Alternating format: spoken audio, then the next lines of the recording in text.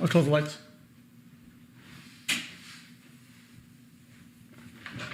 These are kind of like a little bit like documentary like chat.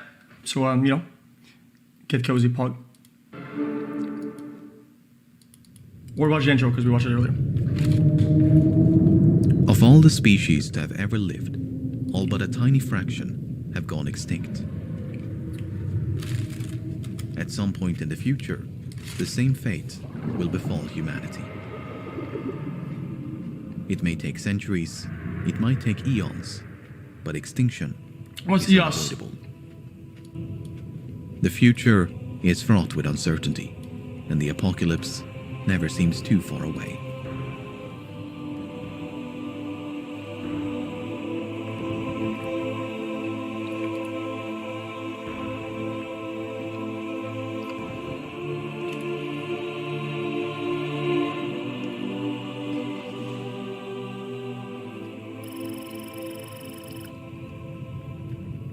I wonder if there's more in front than there is in the back. Does that make sense? Nearly 800,000 years ago, an approximately 1 kilometer wide asteroid collided with Earth. Like, the crater has yet to be located, but fragments from the impact have been found scattered across the eastern hemisphere, an expansive strewn field that covers up to 30% of the planet's surface. Our distant ancestors were not only alive to witness this event, but managed to adapt and survive. Impacts of this magnitude occur roughly once every 500,000 to 2 million years. More devastating impacts, like the one that nearly wiped out the dinosaurs, are far less frequent. That's a big-ass rock. Possibly striking once every 100 million years. Whether a collision of this magnitude is survivable is a matter of debate.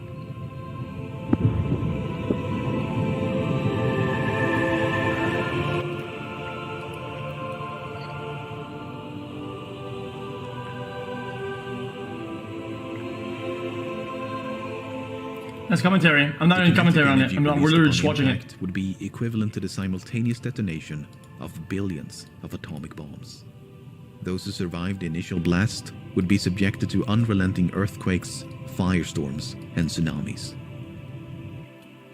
A thick layer of smoke and dust would quickly envelop the globe and blot out the sun. An impact winter that could last for months or even years. Darkness, freezing cold, and global... Guys, I have a question, chat. If you're, let's say, in a very far radius, can the impact be so strong that it makes the ground shake and it just crushes you instantly or whatever? Or does gravity in Earth not work like that? Global famine would throw the world into chaos. In spite of this, long-term survival is not inconceivable. Small pockets of humanity may take refuge underground and would at least be given a chance to rebuild civilization. But make no mistake, it would be a close call.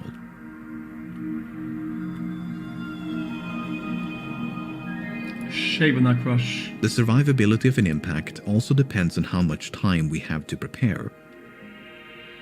More than 90% of nearby asteroids and comets larger than 1 kilometer have already been detected. If one of them were on a collision course with Earth, we'd know for decades or even centuries in advance. But this was not always the case. In 1983, a 9-kilometer wide comet was only spotted 2 weeks prior to its closest approach. That's 2 weeks of preparation had it been aiming for Earth. Damn, dude. While things have significantly improved since 1983, space is impossibly vast. In 2019, an asteroid capable of leveling a city was detected a day before it flew 5 times closer to the Earth than the Moon. While the odds of an extinction-level collision are remote, it's not impossible. There is a class of objects known as Damocloids. Damocloids are typified by their highly eccentric orbits and low reflectivity, meaning they periodically pay us a visit and are extremely difficult to detect. We're currently tracking about 200, but there could be hundreds more tumbling through the solar system. Damocloids are, on average, 16 kilometers wide. If one of them were on a collision course with Earth, there might not be any warning.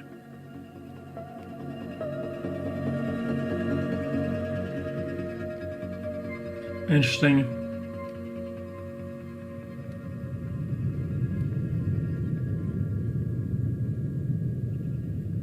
When massive stars die, they explode. Wait, chat. We watched how the dinosaurs went extinct. Isn't it because like the magma and the fire and it made like a huge like cloud in the atmosphere or whatnot? Right? Isn't that like the... Hello? If a star went supernova within 30 light years of Earth, it would be cause for concern. Guys, what's happening?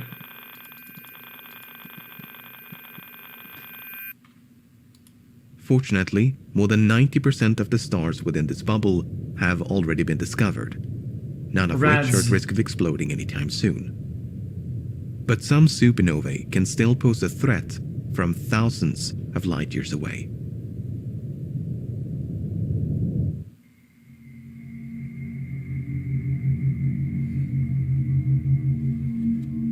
It's a gamma-ray burst, produced by only the most violent explosions in the universe. Instead of a spherical blast, a gamma-ray burst will channel the explosion into two highly concentrated beams. More energy is released in a few seconds than the sun will radiate in its entire lifetime.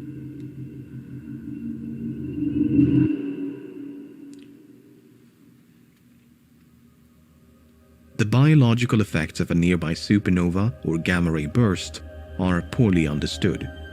We do know that the atmosphere would absorb much of the high-energy radiation, but this may also strip the Earth of its protective layer of ozone. If so, harmful levels of ultraviolet radiation from the sun would penetrate down to the surface. Certain chemical reactions may also darken the sky and induce global cooling, a cosmic winter of sorts. This could last for years and would be lethal to many plants and animals. In fact, a gamma-ray burst might be responsible for a mass extinction that killed roughly 70% of all marine species nearly 500 million years ago. Now, humanity could easily protect itself. It's actually pretty crazy they could track that, dude. This is nuts that they can have even if they're like rough estimates of, you know. Years ago. Now, humanity could easily protect itself against ultraviolet sun rays, but living through a mass extinction would not be a pleasant experience. While some authors have painted a far bleaker image, with one hemisphere effectively sterilized by intense radiation, these findings have been contested in recent years. The latest research identifies ozone depletion as the primary threat. Nevertheless, a gamma-ray burst sniping the Earth from across the galaxy is extremely improbable. All of them have so far been extragalactic in origin, much too distant to pose a threat. While there are a few potential candidates within the Milky Way, none of them appear to be directed at Earth.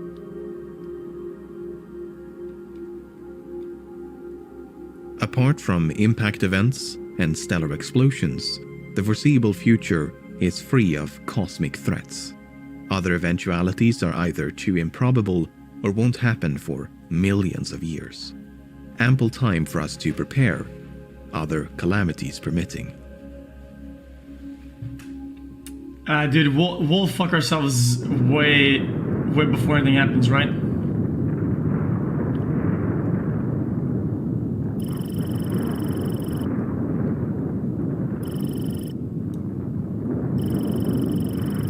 Terrestrial threats. Around 74,000 years ago, a large volcano erupted in Southeast Asia.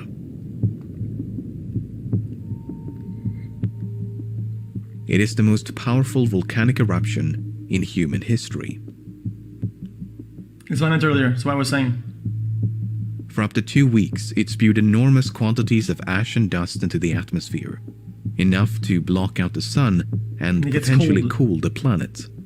A volcanic winter. But there's great uncertainty about the effects of the eruption on both the climate and humanity. It ranges from severe to mild, with the latest research supporting the latter. In either case, this is good news. It means that supervolcanic eruptions pose little to no threat to human existence. After all, if early humans stood a chance, then so should we. But there is something even more destructive than supervolcanic eruptions. It's known as a flood basalt event. The largest one occurred 250 million years ago. Okay, well. An enormous outpouring of molten rock covered a region of Siberia the size of Europe. And it just so happens to coincide with the deadliest mass extinction in history. The good news is, flood basalt events are both rare and slow. Instead of a singular event, it's a series of eruptions taking place over thousands or even millions of years. As such, even if one began tomorrow, it might just be slow enough for us to adapt and survive. A basalt.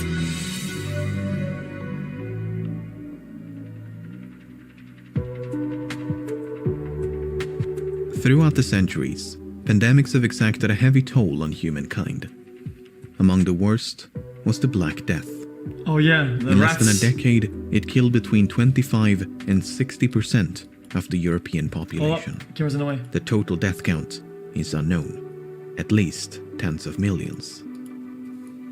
The Colombian exchange of diseases and the Spanish flu claimed the lives of many millions more. That's the tragedy crazy, of these it? pandemics and epidemics notwithstanding, they never came close to extinction. None of them killed more than a few percent of the global population. For instance, the Spanish flu infected nearly 1/3 of humanity, yet the vast majority of cases did not result in death. A pathogen that not only infects but also kills every single member of a species is difficult to imagine. In fact, there are very few examples of infectious disease driving a species to extinction. With that being said, it's not inconceivable. For instance, pathogens that can pass between multiple species can be far deadlier than those limited to just one. The H5N1 avian influenza, also known as the bird flu, is one such virus. So far, it's transmissible between humans and birds, but it can't sustainably spread among humans. Yeah, but chat, but However, yeah, this is maybe a dumb question, chat, but how though? Do you have to touch the bird? Do you have to lick the bird? Do you have to touch any contact with like a bird poopy? Do you have to eat the bird? How? birds, but it can't sustainably spread among humans. However, laboratory experiments have shown that it may eventually acquire this ability through natural mutations. If so, it could easily become the worst pandemic in human history. But even this horrifying proposition does not come close to extinction. In a worst-case scenario, most of humanity would still survive.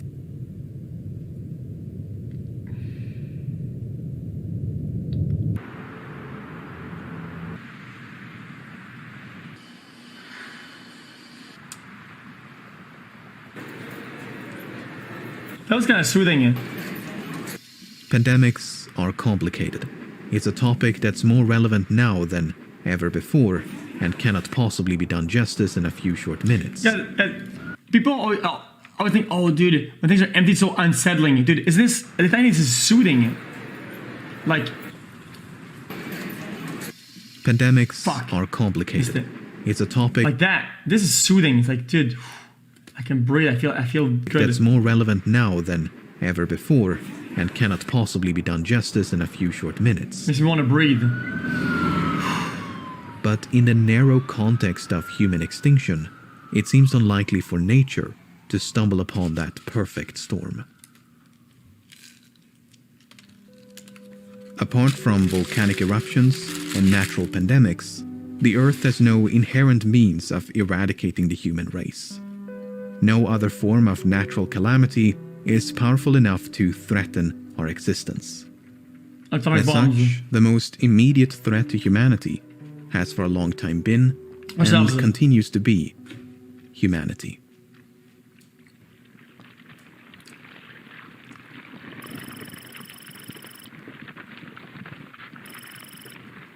While nature may struggle to devise a world-ending pandemic, it may not have to. Biotechnology has now advanced to a point where we can engineer pathogens in a laboratory. While this can greatly benefit our understanding and treatment of infectious diseases, it's not without risk. Accidental breaches of containment have happened on multiple occasions. Question. Chat. What if technology like this becomes so like, I mean, maybe this is just wrong because of how complicated this is to make. What if it becomes so accessible and like you can even like DIY and people go crazy and they can do all these things themselves, dude? Isn't that kind of crazy though? And these experiments are not always conducted in the name of science. These engineered microbes are concerning because their destructive potential far exceeds that of their natural counterparts. They can be deadlier, more transmissible, and less treatable. And the rapid pace of technological progress is constantly lowering the threshold for bioengineering. His biggest concern was, he said it in so many words, that a small group of dedicated scientists could create an altered biological agent that could wipe out humanity as we know it. Technically speaking, you can do almost anything with a microbe.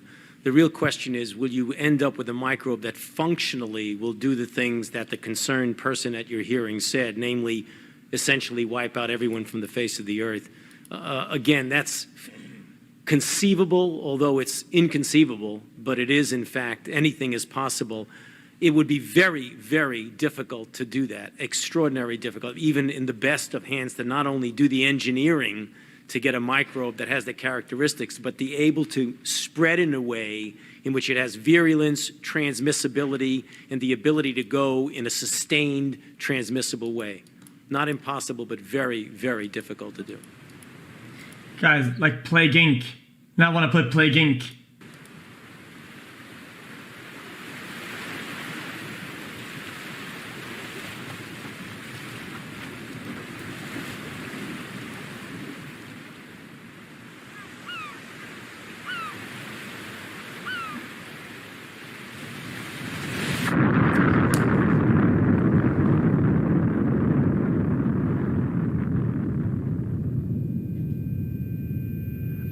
My ears again, dude! A nuclear holocaust is among the most infamous doomsday scenarios.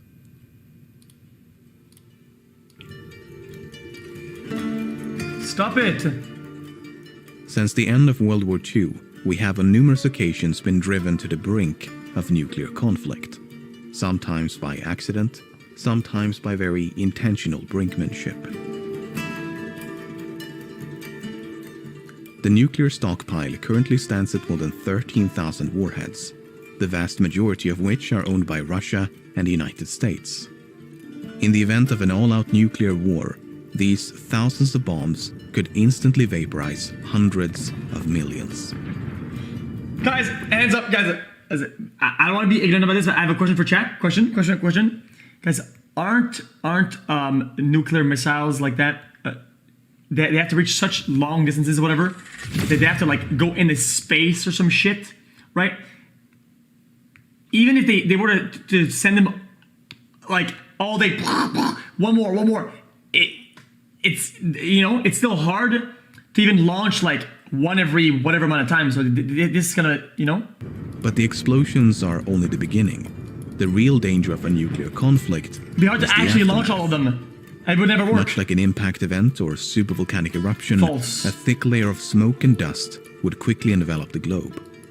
A nuclear winter that not only blots out the sun, but showers the world in radioactive fallout. Firestorms, radiation poisoning, and mass starvation could easily claim the lives of billions. However, Because humanity is not evenly distributed across the planet, some regions would be less affected than others. Island nations like New Zealand, for instance, are all but certain to survive. While the effects of a nuclear holocaust are almost too dismal to contemplate, it is not typically regarded as an existential threat.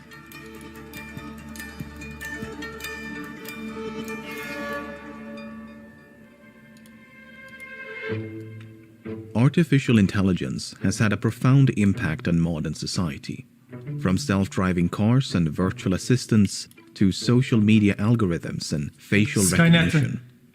But some experts are concerned about the future, a future in which intelligent machines become more intelligent than humans. The concern is not so much about evil robots as it is about misalignment. A misaligned intelligence is one that's not properly aligned with human goals and values. A system that becomes dangerous not due to any malicious intent, but due to an oversight in its programming. An unforeseen loophole that allows it to do things it was never intended to do. If such an entity was sufficiently intelligent, it could become unstoppable. Another concern is known as the intelligence explosion. It's a machine that can upgrade itself and thereby increase its own intelligence at an exponential rate. Moments after creating such a system, it could far surpass the combined intelligence of all humans that have ever lived. Such an entity may have little to no regard for human affairs, not unlike humanity's disregard for species less intelligent than us. Yeah, but with that being said, chat, even if they're the most intelligent, they still want a conscience, right? And it's impossible to program that. We don't even know what it is in of itself. These concerns are far from universal. In 2016, a survey of more than 300 machine learning experts was conducted. On average, they gave a 50% chance of an artificial intelligence surpassing all human abilities by 2061. But as you can see from these faded lines in the background, there's tremendous variation between individual respondents. Some think it will happen in a few years, others believe we're more than a century away. When asked about the impact of this technology, the majority Just unplug it, dude! Just take off the batteries, dude! of respondents believed in a positive outcome. Extinction was only given a medium probability of 5%.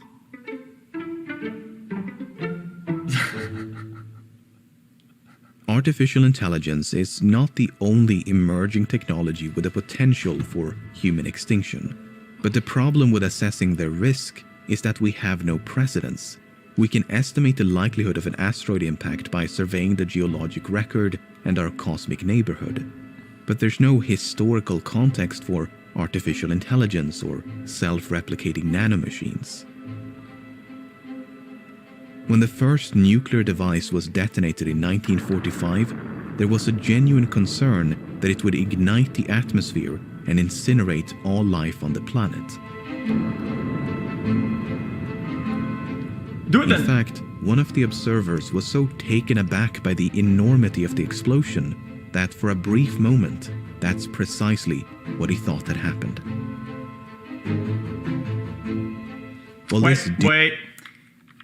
If somebody observed that, didn't he die by the radiation or whatever? Or was it too far and then he ran out of the radius? Enormity of the explosion, that for a brief moment, that's precisely what he thought had happened. While this doomsday scenario did not come to pass, it's a cautionary tale. No one really knows what the future will bring. All we can do is proceed with caution and hope for the best. Must have had a small juicer to be hidden by one small leaf. Just saying.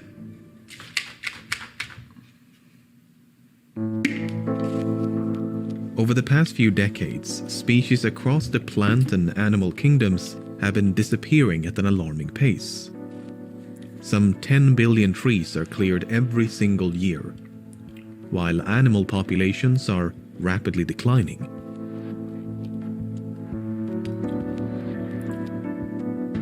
Many species are also going extinct.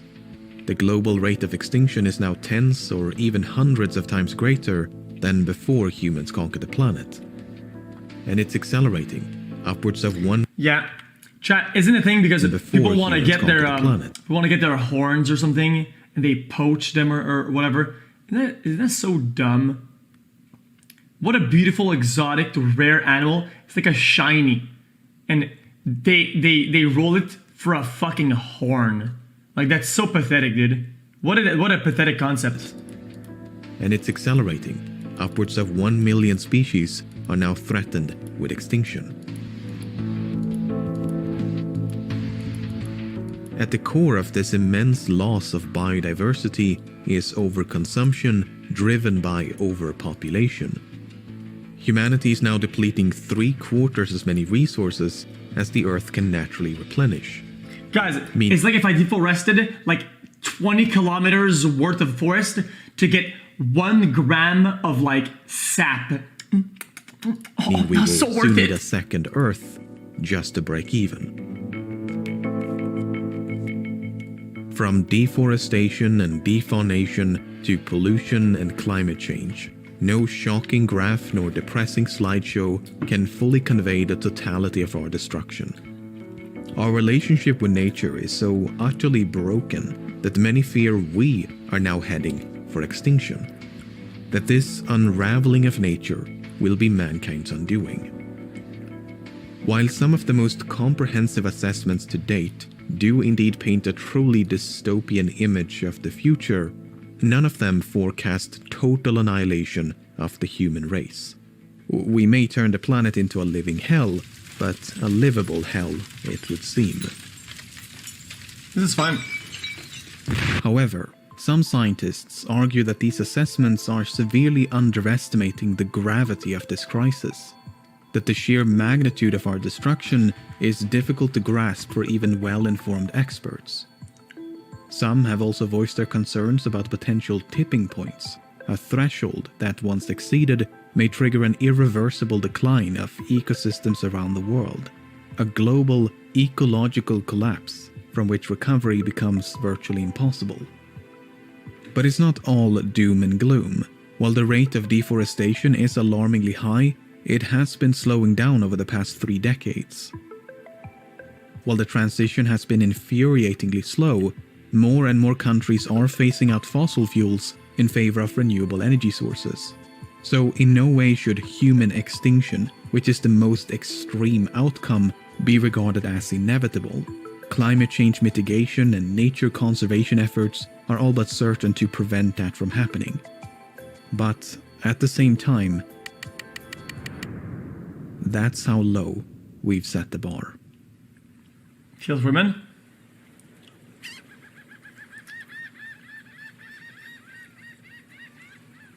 This is just trash. Yeah, this is like a scene from Wall-E.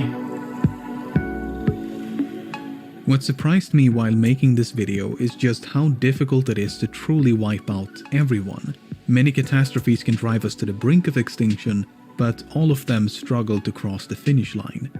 So that should be somewhat reassuring. Even if humanity was reduced to a few hundred individuals, pretty well made video, a yeah. full recovery might still be possible. It would undoubtedly take many thousands of years, but recovery would not be out of the question. And the more we expand beyond the confines of Earth, extinction from any singular catastrophe becomes increasingly unlikely. Perhaps the apocalypse won't be dealt by a swift, decisive blow, but instead a gradual, faltering decline. It's oversimplified, One yeah, you're right. disaster But bleeding if into it the was next, overcomplicated, until then the it would have killed final nobody. embers Nobody of would watch it. humankind silently fade away. Regardless, it won't happen anytime soon. After all, we made it Even this though far. some of these concepts were very, Millions very of years foreign of to me, and I know evolution, nothing about, countless there are concepts in there that disasters, I had and more humanity knowledge still about. standing. I was like, okay, yeah, this is oversimplified. That is perhaps the best reassurance fine. that the world is still gonna be there tomorrow.